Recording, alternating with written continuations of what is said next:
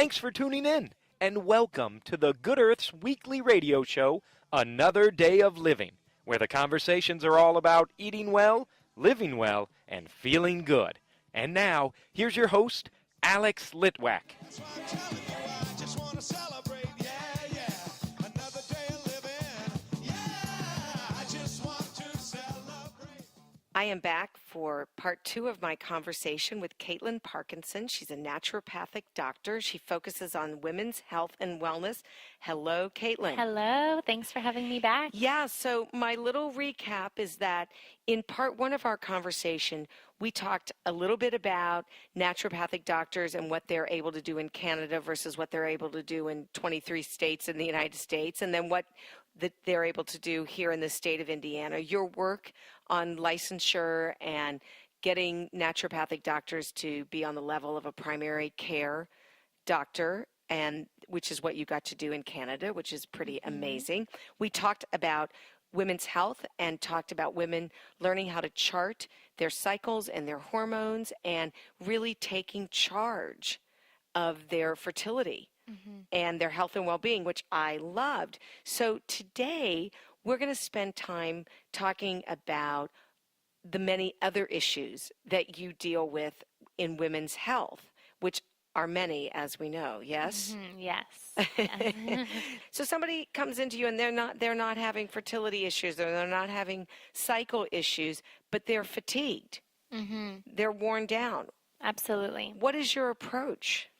Fatigue and low energy and, stress. I mean, those are things I see in practice every single day. I don't think there's one woman I've seen that doesn't have one or all three of those, concerns.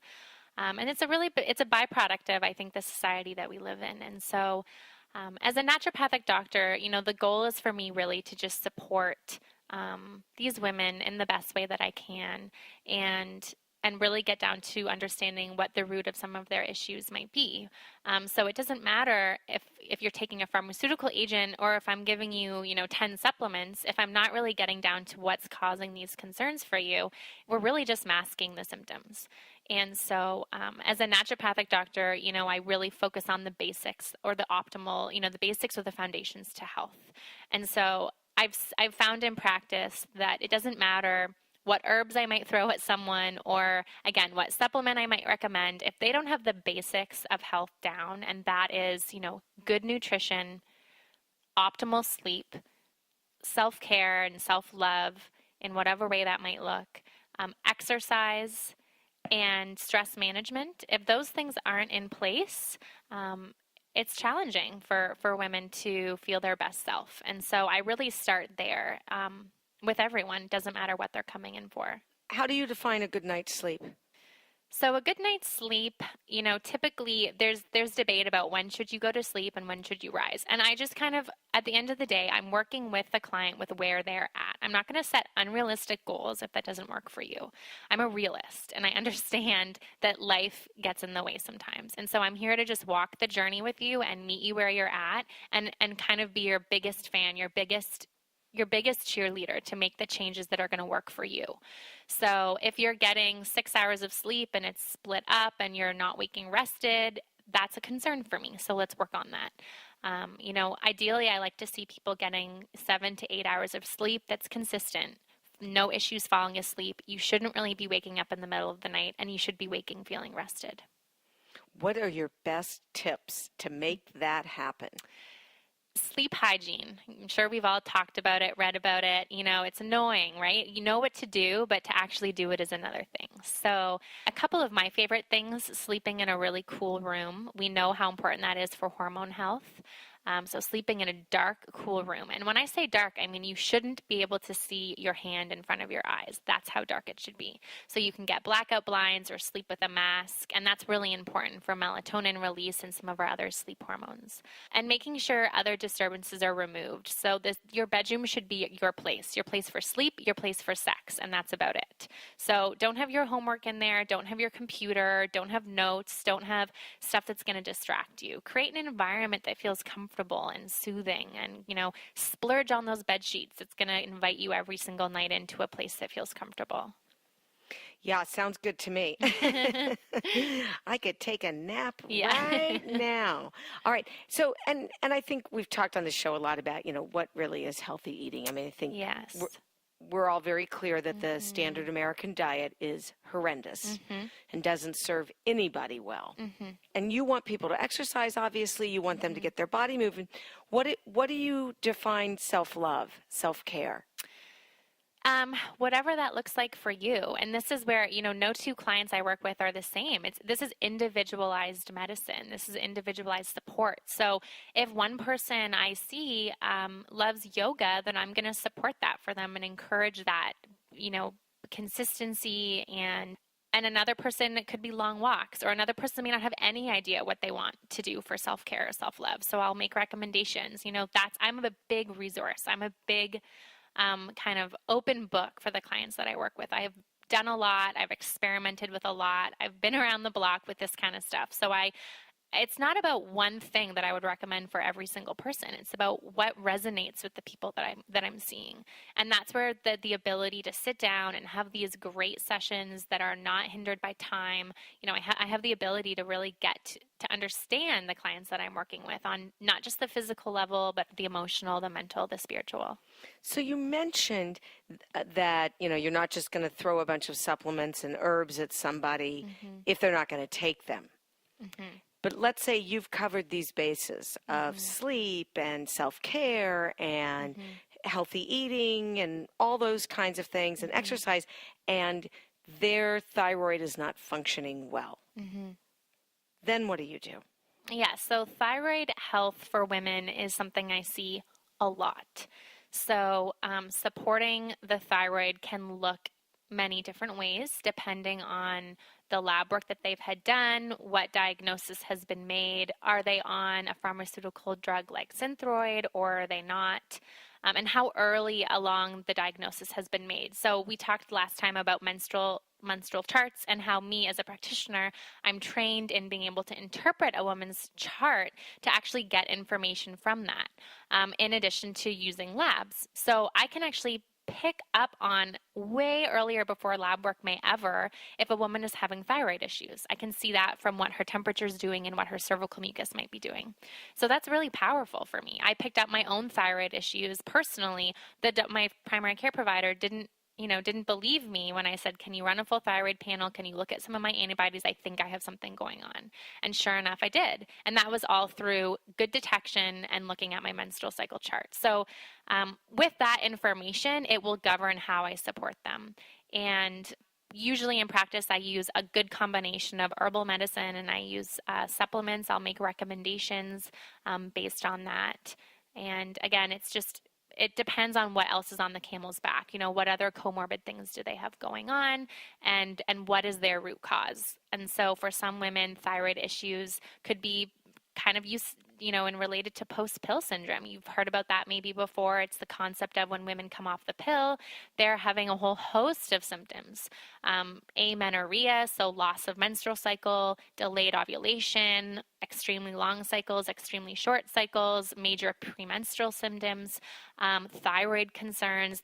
All these things can come up coming off the pill. So that support might look different than if I was working with a woman who was not under that same circumstance. And what about a woman who no longer has cycles? Are you still charting?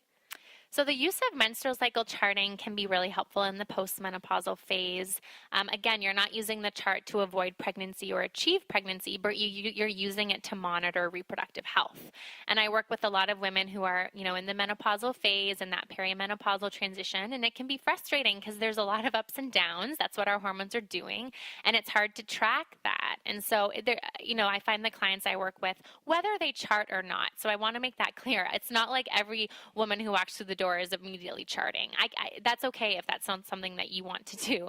But if you do chart, the chart, it can be very helpful, a helpful tool to kind of monitor the fluctuations that occur during that reproductive time. Yeah, it's tough. Perimenopause, menopause. I mean, women are having hot flashes. They can also have heart palpitations. Your sleep cycle is all messed up, and it's a rough time. Absolutely. And, in practice, I think this is a really important distinction. I mean, I'm a true advocate of holistic health, but I am also very science-minded. My background is in biology. I've done clinical research, and my mind always goes to, well, what is the research saying? So, I guess in practice, the way I work is I kind of blend the modern scientific knowledge with traditional and holistic care. So that's how I would, kind of summarize what I do. So I love the beauty of holistic traditional medicines, but I also am a big proponent of driving what I recommend based on evidence and the research that backs that up. So, for instance, with women who are dealing with, the menopausal phase, for instance, there's an incredible amounts of research backing up certain therapies and the use of different herbs and supplements, and even the impact of certain dietary changes and lifestyle recommendations. I mean, there's a great reason to go there first if you haven't yet, and that's what this is all about. It's about options and sort of helping a woman in whatever reproductive life stage she's in do what she feels is best for her. And so we've touched on cycles and we've touched on menopause, and thyroid issues are a big deal. Absolutely. For women. And there's also the whole issue of adrenal health. Yes. Yeah, so you can't separate women's health from adrenal health. They are so interconnected. And this is really what one of the tenets of naturopathic medicine is. So at times you might feel in the conventional medical care system that your symptoms are being treated as separate entities. I hear that a lot in practice. We look at it as there are a variety of symptoms and there are a plethora of different systems in the body, but they're all interconnected. And so supporting someone when it comes to fertility, for instance, or fatigue, or gut health even, I have to look at all the facets, all of their interconnected systems, and that's where thyroid health and adrenal function definitely come into play. And we know the importance of gut health, for instance. I mean, the research just continues to mount on the impact of not just gut health for digestive health, and some of the more common digestive concerns, but mood, mental health. I mean, that's a big area, and so too is it for women's hormone health as well. And so in practice, I am never treating a woman's hormonal irregularities or menstrual cycle parameter dysfunction. If that comes up, I'm never not treating that plus adrenal support, or looking at what their adrenal system is doing and looking at what their thyroid is doing and looking at how those systems are all interconnected and functioning. It is so valuable when you take that approach that everything is connected. And as opposed to, I think many times women show up at one doctor and they get treated for one thing, and then they go to the next doctor and get treated for the second thing, and then they go to the third doctor, and none of those doctors are speaking to each other. And they're all isolating symptoms as opposed to looking at that whole picture like you are. Right.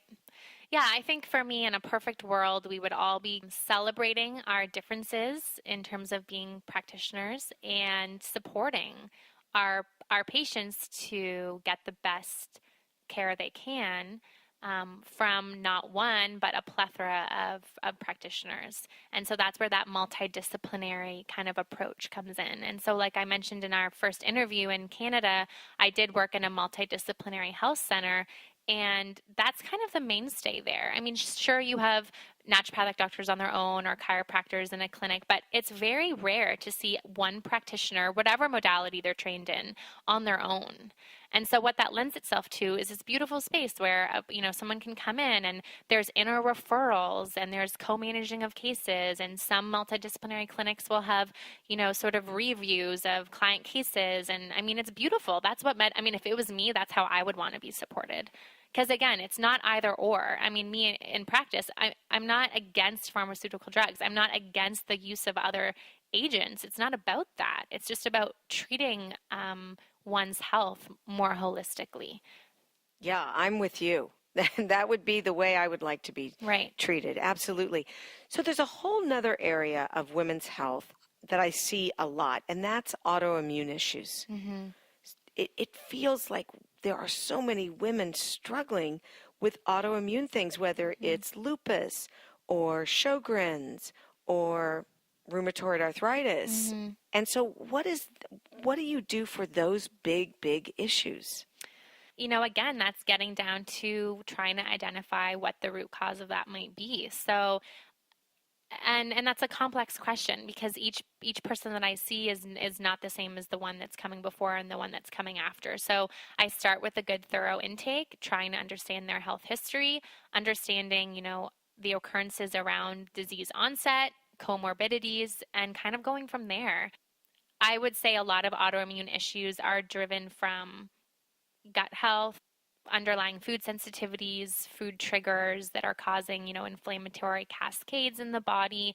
The way the gut works is it's a beautiful barrier when it's intact, but if it's not intact due to, what we might call leaky gut or inflammation in the gut, that will then impact systemically. So you're getting systemic inflammation in the brain and the joints and the heart. So I would say in practice, I find starting kind of the bottom up, I say. So looking at, reproductive and gynecological health for women, looking at gut health, and then working my way up is often a really good place to start. So gut health. Mm-hmm. Do you have favorite things that you would prefer everybody does? I would say yes to that question. Again, though, there's no cookie cutter approach. So one thing that works really well for one person that I'm working with may not work so well for another. So the use of fermented foods in a diet could be awesome for someone, but for someone else who's dealing with yeast issues or SIBO, it may not be so good at that time. And also understanding that our bodies are ever evolving. So that is the case with hormone health. So, women will have been diagnosed with something when they were 14 or 15 based on an ultrasound, for instance, and then I'm seeing them when they're 26 and they're still holding on to that diagnosis. And there's a really good chance that their bodies have shifted, as it will naturally, and that might have changed. So too with food sensitivities or the management of digestive concerns. It's amazing what can happen when you give the body a break from food triggers and kind of work on healing that gut. You can go back to these foods and they may not irritate you the same way. So just keeping in mind that we are ever evolving systems and nothing is set in stone, and approaching your care that way, I think, is important too. I think it's very hard when someone has been diagnosed or labeled in some way to reframe. Because you have that in your head, and it's sort of that stuck in your story issue. Yeah. And I see that again a lot with women who have been diagnosed with PCOS, for instance. I mean, that's not even really a diagnosis, it's a set of symptoms. And there's criteria. If you have, one of so many of these symptoms, then you might fall under the category of having that syndrome. And in fact, they're thinking of modifying or changing the PCOS title to be more of a metabolic syndrome disease. And so I see that a lot. I see women holding on to these diagnoses and being convinced that they won't get better, or walking in already assuming they're going to have fertility struggles. And it's just amazing how that can impact the mental emotional outlook can then very much so impact the physical. And PCOS is polycystic ovarian syndrome, right? But you can have all kinds of cystic issues. I mean, you can have that on your kidneys. You can, so it does. Again, you're right. It doesn't mean you're doomed. Right. And I think for me, if I can be that light for someone. And so too with mental health, I see that a lot. I mean, it breaks my heart. I mean, especially, young women coming in, and there's a lot of pressures, and there's a lot, I mean, I see a lot of heartbreak, and if I can kind of be that light for them, that you'll be okay. And also you're not broken, right? Like, you're not broken. The body is beautiful. It's wonderful. It knows exactly what it needs to do if you give it the space and the tools to do that. It is fascinating how smart our bodies are and how they constantly tell us with all kinds of symptoms that rise up that the path you're on is not working for you. Right. Yeah, and that is so important. I mean, cultivating that kind of muscle to listen to your body, it takes time. But it's so powerful when you tap into that. And even, like, I'll often say that when I work with clients with food. So I'll go, I don't know. What do you think? Oftentimes if we do food sensitivity testing, half of the time the client already kind of knew what's going to come up on that, and so we might shut off that voice inside, but tapping into that voice and kind of honoring it. I think a lot of the time the people, the clients that I'm working with, they know what they need to do. They just need the support to do it, right? Yeah, maybe a little cattle prod you need, exactly. Katelin, to just, Yeah. zots them Exactly. a little I'm bit. a little bit more gentler than that, but same thing. And with that, the whole concept of women's health and the health of a cycle. So we call that the woman's cycle is her fifth vital sign. So you have heart rate, blood pressure, temperature, respiration, and then for women we say your fifth vital sign is your menstrual cycle. So it's an insurance for lifelong health. Are you ovulating regularly, and are you having a true menstruation? That is critical, because to have a healthy menstrual cycle and have healthy menstrual cycle parameters, there are a lot of systems that need to be working properly.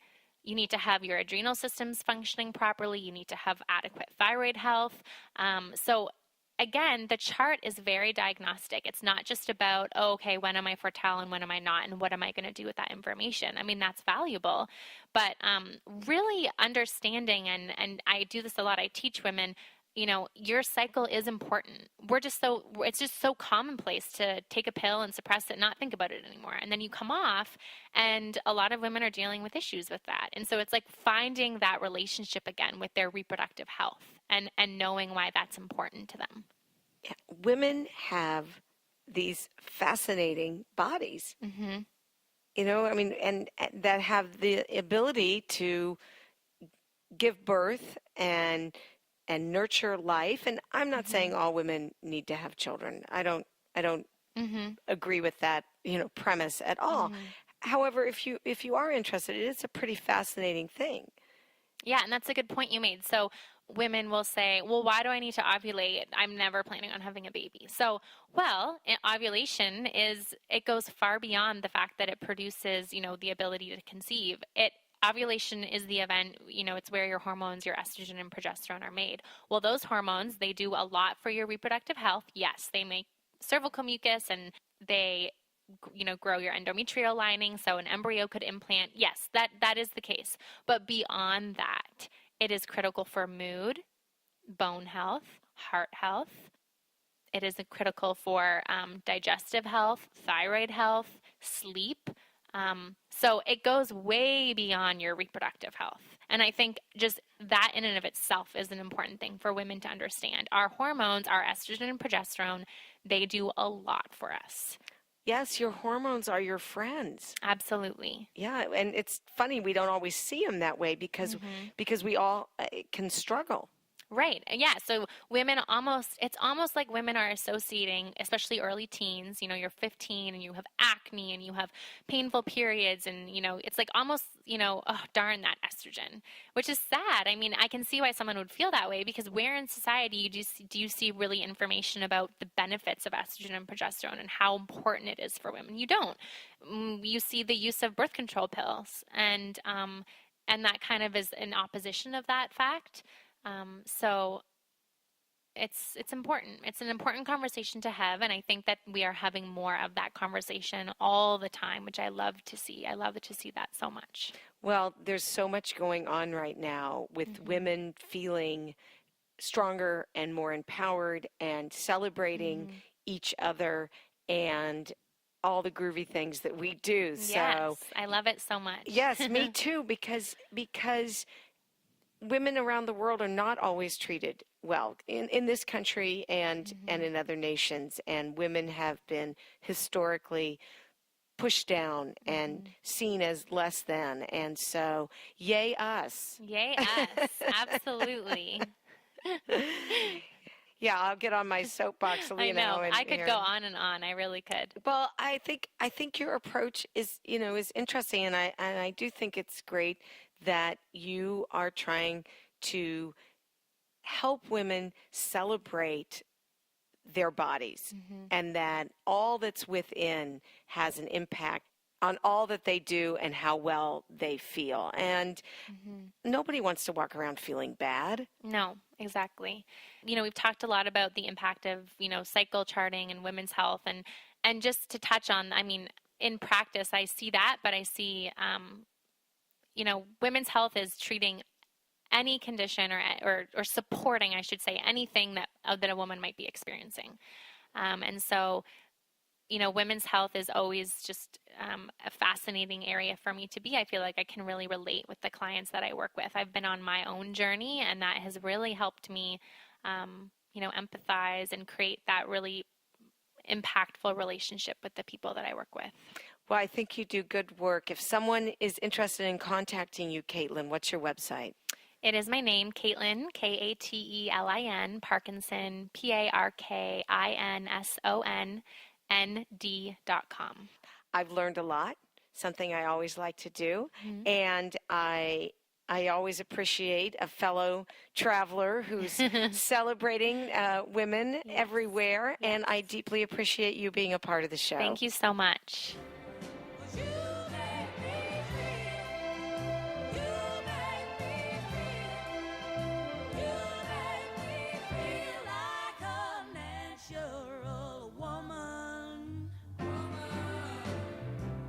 The Good Earth, located in Broderpool Village, is in its 47th year of providing organic foods, spices, herbs, teas, essential oils, and toxin-free body care products. Did you know we also carry healthy footwear, like Birkenstocks and Earth shoes? And with over 10,000 different nutritional supplements, our knowledgeable staff will be able to help you find just what you need. We're open Monday through Saturday, 9 a.m. to 8 p.m., and Sundays, 11 a.m. to 6 p.m. And our web store is good-earth.com.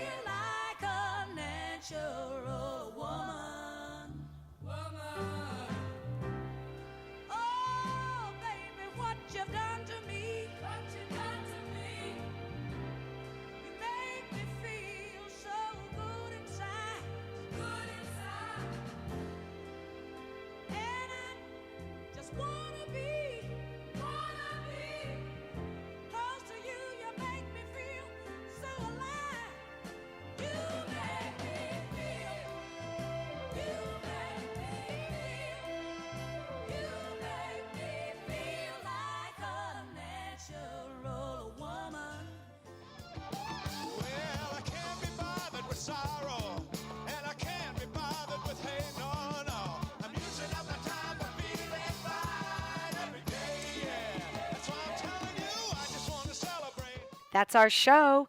Join the Good Earth Gang next week for a whole lot of fun and another day of music. If you've missed a show, you can find it at goodearthradio.com. Thanks so much for tuning in. This is Alex Litwack wishing all of you a great week, happy holidays, and a very happy, healthy new year. The happiest half hour of your day has been brought to you by the Good Earth Natural Food Company, keeping Indy healthy since 1971.